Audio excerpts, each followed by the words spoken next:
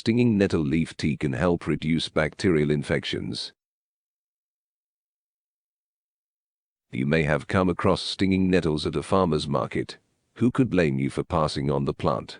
It does have some possible health advantages though.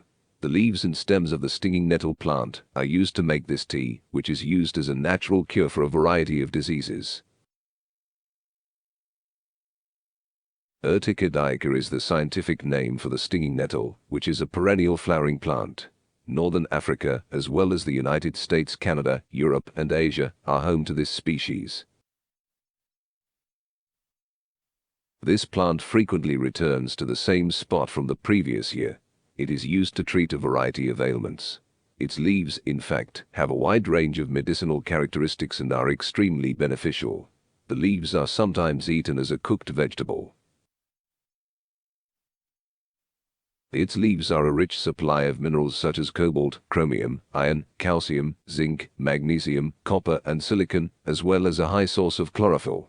The leaves are also high in vitamins such as vitamin C, vitamin E, vitamin A, vitamin K, and vitamin D.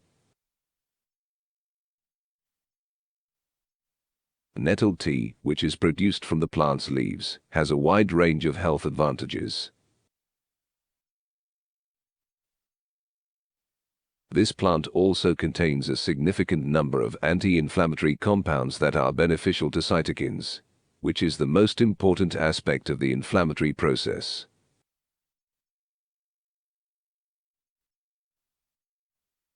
Many ailments can be helped by drinking this plant's tea, including rhinitis and seasonal allergies, difficult urination, inflammation and joint pain, muscle spasms, high blood sugar and bacterial infections, such as urinary tract infections.